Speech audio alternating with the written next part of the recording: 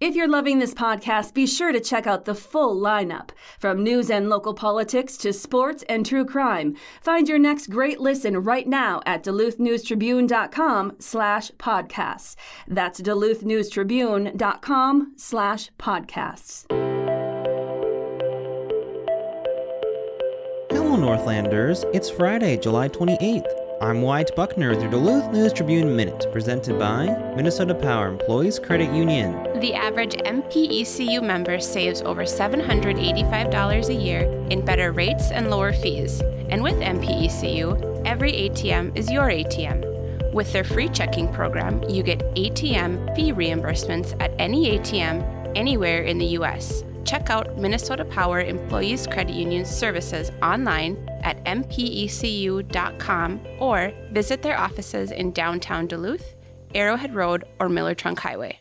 It's Friday, and if you're looking for some fun things to do this weekend, Duluth News Tribune arts and entertainment reporter Jay Gabler has some options in this week's Best Bets. It's here, the weekend when all pints come north. Well, maybe not all pints. There probably are still a few pints of beer remaining in Minneapolis, but beer lovers across the state and beyond are flocking to Duluth this weekend for the annual All Pints North Beer Festival that is happening tomorrow, Saturday, at Bayfront Festival Park. Now, the festival is sold out, so if you don't have a ticket, I'm sorry, they are not available any longer. But if you are looking to get in on the excitement, and you are an enjoyer of craft beverages, well, you've got some opportunities tonight, Friday. There are pre-parties happening at Bent Paddle and Ursa Minor, so you can go on a little beer crawl and sample some of the varieties on tap there and maybe meet some fellow beer lovers who are in town for the occasion.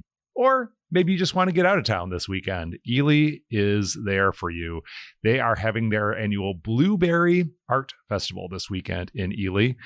It's not necessarily art about blueberries, although I'm sure there's some of that. It is blueberries and art. It's a juried art festival with blueberry pie and all sorts of other good things to eat, including turkey legs, seafood, froyo, cheese curds, way beyond blueberries. That is happening this weekend in Ely.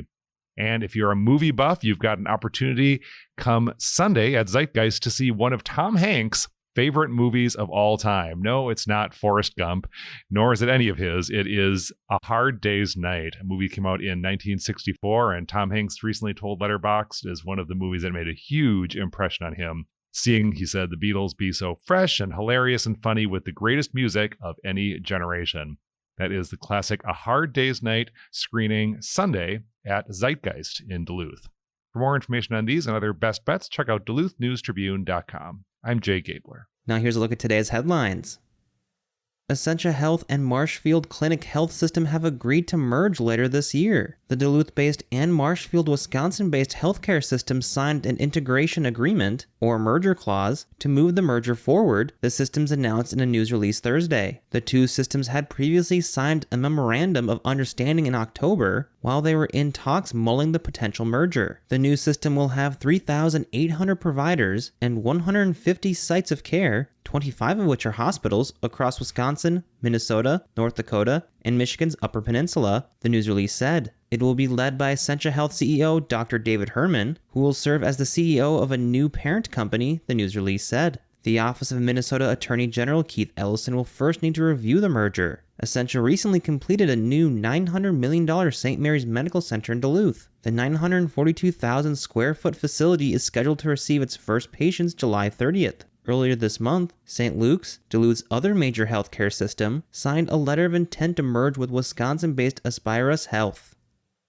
After a closed session discussion Thursday afternoon, the Duluth School Board voted to purchase the Duluth News Tribune building for $600,000. The district is now under contract to acquire the building at 424 West 1st Street to expand its facilities and enhance educational opportunities, according to a news release from the district. The district toured the facility in June and discussed the possible purchase at a previous closed session meeting shortly after. The 64,000 square foot office has been home to the newspaper for decades and was listed for sale in June 2017. The News Tribune still operates out of the building. Superintendent John Megas said, quote, "We will be able to combine the use of it for several programs and district needs, including Duluth adult education, community education, facilities and storage from our Garfield location, and possibly our area learning center and academic excellence online school. We are also exploring opening a welcome center to allow for enrollment and other services to be provided to the community. We believe in Duluth and we believe in our downtown," end quote. The building was listed for sale at $900,000 by Fulmer Commercial Real Estate. The district has entered into the purchase agreement for a price of $600,000. Finalization of the deal could take up to 90 days. Details regarding the use of the new facility and its potential impact on the district's programs are yet to come. The district noted more updates will be shared with the public as they become available. Now here's a look at your forecast, brought to you by Superior Telegram's history podcast, Archive Dive. Duluth weather for today, mostly sunny with a few scattered afternoon clouds and a high temperature in the mid-70s. East winds around 10 to 20. Temperatures will likely be a little closer to 80, a little bit away from the lake. For tonight, generally speaking, clear to partly cloudy early, becoming mostly cloudy with a very slight chance of showers later tonight, low down in the middle 50s. And then for both Saturday and Sunday, fairly sunny weather with highs in the 70s and overnight lows in the 50s.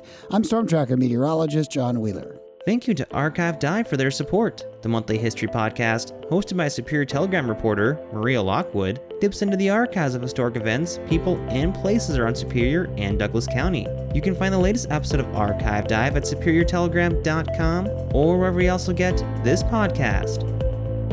Reporting for today's episode was done by Jay Gabler, Jimmy Lovren, and Terry Caddo. Thank you for listening to Duluth News Tribune Minute. Have a great weekend, and we'll see you back here Monday.